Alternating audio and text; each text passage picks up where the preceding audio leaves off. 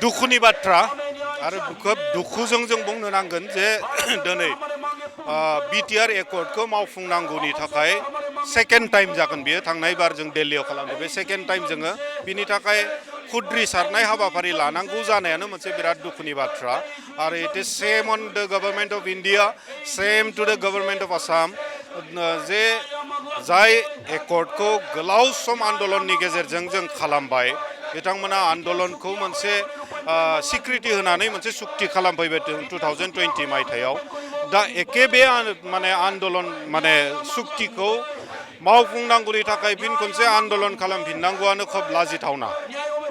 government of Assam government of इन्डियानि थाखाय खोब लाजिथावना आरो खोब दुखुजों जों दिनै बे हाबाफारिखौ जों लादों आरो जोङो आसा खालामदों दायो पार्लियामेन्ट जिरायगासिनो दङ मेनलि जोंहा बे सुक्तिनि जिथु मोनसे जिबन बा आत्मा जों जायखौ बुंनो नांगोन जाय सुक्तिखौ बिथांमोना खालामबाय बियो just like a body without soul a body without life मोनसे मोदोम जेराव जिबनानो गैया खारन बियो पार्लियामेन्टनि माने कन्स्टिटिउसन अफ इन्डियानि स्टेटास बा कन्स्टिटिउसनेल जि मोनसे स्टेटास मोननांगौ बेखौ दिनै मोनाखै दा बेखौ मोननांगौब्ला थांनाय 2019आवनो प्लेस खालामना दोनखानाय जि 125th एमेन्डमेन्ट बिल बेयावहायनो माखासे मानि जिहेतु जिखिनि शेड्युलिं माने 6 शेड्युल एरियाफोरनि थाखाय 6 शेड्युलनि थाखाय माखासे माने एमेन्डमेन्ट लाबोनो गोनां दङमोन दा बेयावहायनो जोंनि बे बिटिआर एकर्डनि माखासे मानि एमेन्डमेन्टखौ बेयावनो संजुजन खालामना होनानै बिनि गेजेरजों 125th एमेन्डमेन्ट बिलनि गेजेरजों बिटिआर एकर्डनो मोनसे जिबन होनायनि खोथा बिटिआर एकर्डनो मोनसे आत्मा होनायनि खोथा दा बेखौ मावफुंनो थाखाय दिनै गभर्नमेन्ट अफ इन्डियाया 6.5 बोसोर बारलांबाय मावफुङाखै दा दिनै जोङो बे हाबाफारिनि गेजेरजों जों खावलायगोन जाहाथे पार्लियामेन्टआव दायो जिहेतु पार्लियामेन्ट सेसन सोलिगासिनो दङ बेयावहाय बे 125th एमेन्डमेन्ट बिलखौ जाहाथे बिथांमोना थाबैनो लाबोयो बे जोंनि दाबि आरो बेजों लोगोसे माखासे लकेल इस्युसफोर जोंहा थाबाय बेफोरखौबो जों दिनैनि बे हाबाफारिनि गेजेरजों होनाय जादों जेरै जोंहा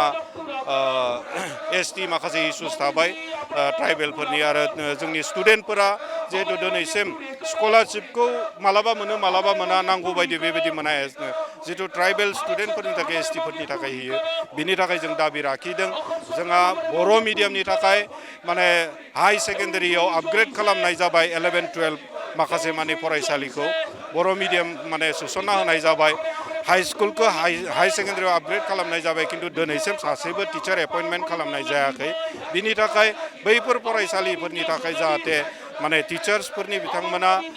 एपइन्टमेन्ट होयो बेयाव पस्ट क्रिएट खालामो जों बिनि थाखाय दाबि लाखिदों आरो बेजों लोगोसे जुडिशियेल सार्भिसाव थांनाय समफोरावबो जों आन्दलन खालामदों जुडिशियेल सार्भिसाव बर'जोंबो लिरनो हानाय जाहाथे बे प्रभिजनखौ दोनो 3rd ग्रेड आरो 4th ग्रेडनि थाखाय जों बिनि थाखाय दाबि जों लाखिदों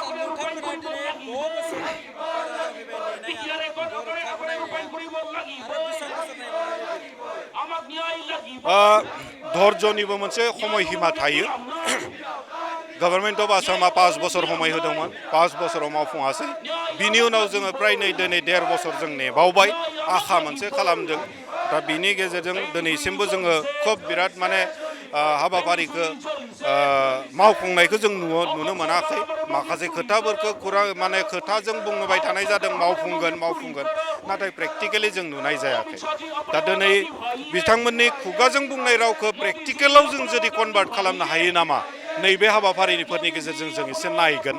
आरो जुदि मानियाब्लाथ' जोंनि आन्दलना कन्टिनिउ जागोन आरो बधय प्रयोजन जायोब्ला सिगांनि समफोरावबो आं बुंबोबाय थादों प्रयोजन जायोब्ला खिन्थु जों सिगांनि रुपखौ लाफिननो बाध्य जागोन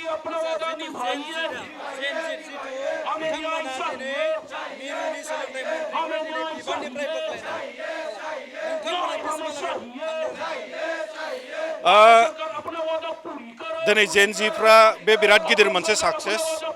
स्टुडेन्ट फ्रेटारनिटिनि थाखाय बिराद गिदिर साक्सेस होननानै बुंनांगोन जायखौ जोङो दसि होननानै जोङो एसे सानबाय खारन प्राय 19 टाइम्स माने पेपार लिक जानाया डेट इज नट बिराद फिसा मोनसे माबा नङा बियो इस्यु नङा दा बेखौ लानानै आन्दलन खालामबाय दिनै बे साक्सेसबो जाबाय बिग कंग्रेचुलेसन आरो हप एजुकेशन सिस्टेमा मोनसे सोलायनाय बिनि गेजेरजों फैगोन बेखौ आसा खालामो आरो जोंनि जितु आन्दलन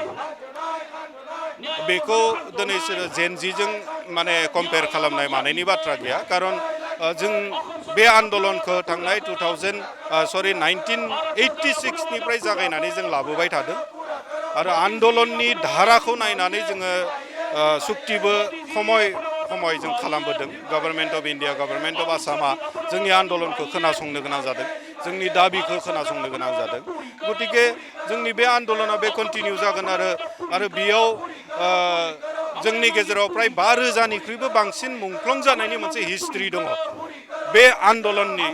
थाखायनो दा गतिके देर इज नो एनि लिमिटेशन बेयाव जेबो बाउन्ड्रि गैया जे जों आमुकसिम थांगोन थुमुकसिम थांगोन सोरबा मबेबा ग्रुपआ आमुकसिम खालामदोंबा जों बेसिम खालामगोन होननाय गैया जोंहा बेयाव खुनु बाउन्ड्रि सेट खालामनाय गैया जेराव जोंनि